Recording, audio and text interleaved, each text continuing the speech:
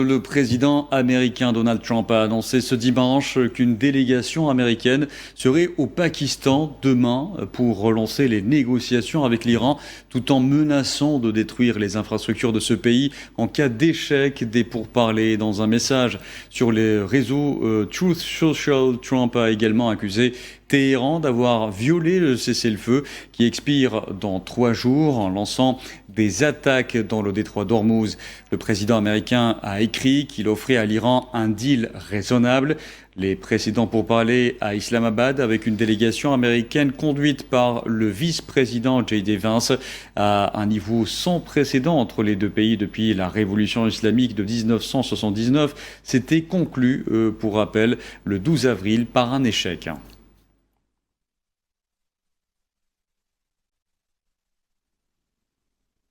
Et défendant le programme nucléaire de son pays, le président iranien Massoud Pezeshkian a affirmé ce dimanche que l'Iran cherchait à faire valoir ses droits, que les États-Unis s'attelaient à saper à travers l'intimidation.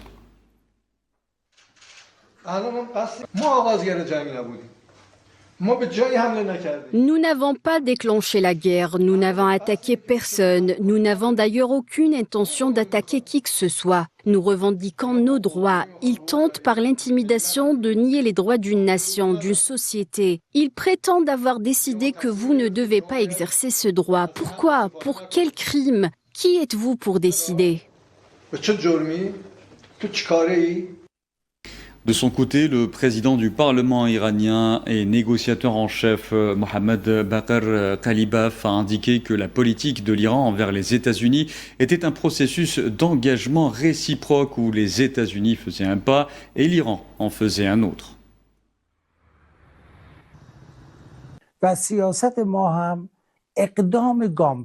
Notre politique est également celle d'une action progressive, un engagement contre un autre. Ils font un pas, nous faisons un pas. Il ne devrait pas arriver que nous remplissions nos engagements alors qu'ils ne le font pas. Nous avons essayé de procéder en tenant compte des expériences passées malgré le climat de méfiance ambiant. Il existe actuellement plusieurs points de désaccord. Ils ont des opinions spécifiques sur le nucléaire ainsi que sur les questions relatives au détroit et aux autres sujets similaires. Tandis que nous, en tout état de cause, restons fermes sur nos propres positions.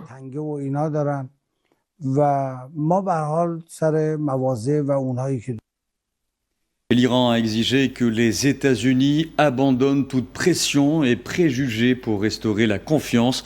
Selon Téhéran, seul un respect mutuel sans diktat permettra de débloquer les négociations.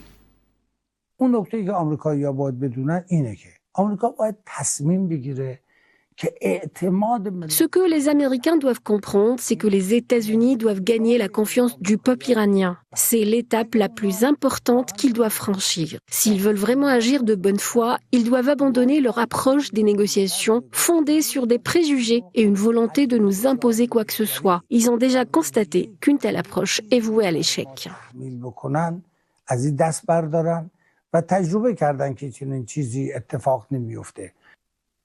Et toujours selon le négociateur en chef iranien, tout manquement au cessez-le-feu déclenchera simultanément la guerre, l'arrêt des négociations et le blocage du détroit d'Ormuz.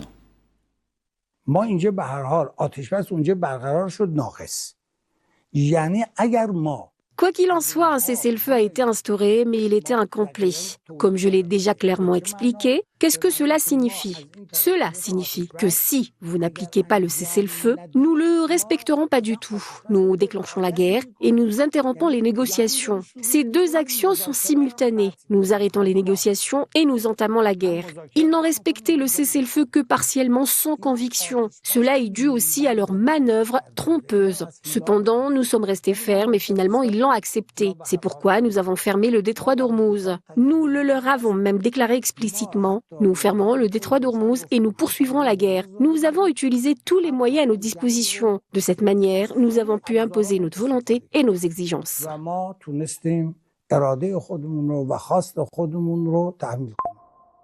Et toujours au volet diplomatique, le ministre turc des Affaires étrangères, Hakan Fidan, a indiqué ce dimanche que l'Iran et les États-Unis avaient tous deux la volonté de poursuivre les pourparlers pour mettre fin à la guerre. C'était en marge du forum diplomatique d'Antalya, où il a reconnu qu'il subsistait encore un certain nombre de désaccords.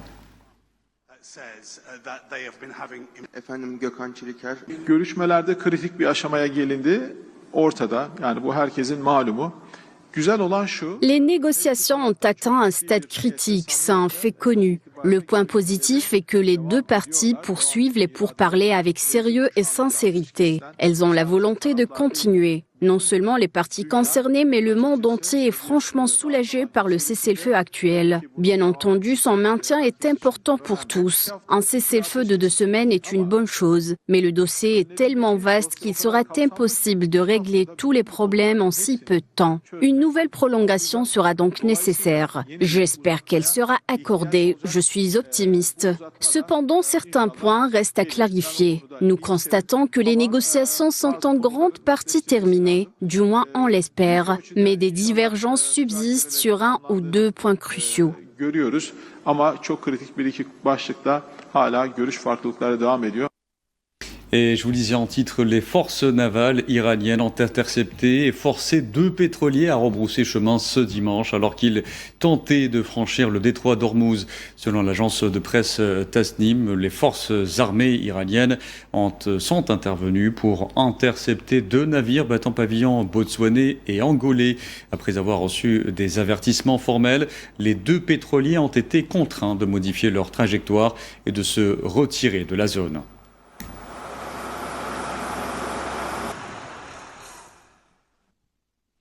Par ailleurs, l'Organisation de l'aviation civile iranienne a annoncé le rétablissement progressif des vols internationaux depuis l'aéroport de Mashhad dans l'est du pays à compter de demain. Selon l'agence Tasnim, cette décision fait suite à la réouverture partielle de l'espace aérien iranien entamé il y a 24 heures. Le plan de reprise s'articule autour de 5 phases stratégiques, à savoir la sécurisation des vols de transit, le rétablissement des liaisons en provenance de l'Est, la réouverture des aéroports de la capitale Merhabad et Imam Khomeini, et enfin la remise en service des infrastructures aéroportuaires de la zone ouest.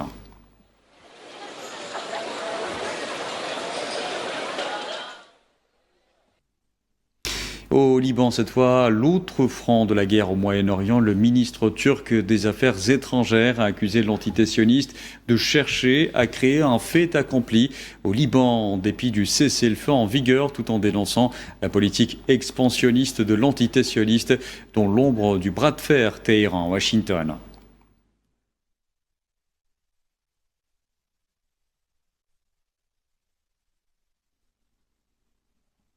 Le secrétaire général de l'ONU, Antonio Guterres, a condamné fermement l'embuscade qui a coûté la vie à un casque bleu français au Liban et en a blessé 3 autres. Dans un message publié sur X, Guterres a exhorté toutes les parties à respecter la cessation des hostilités et le cessez-le-feu et a présenté ses condoléances à la famille, aux amis et aux collègues du soldat de la paix tombé en mission de rétablissement de la paix.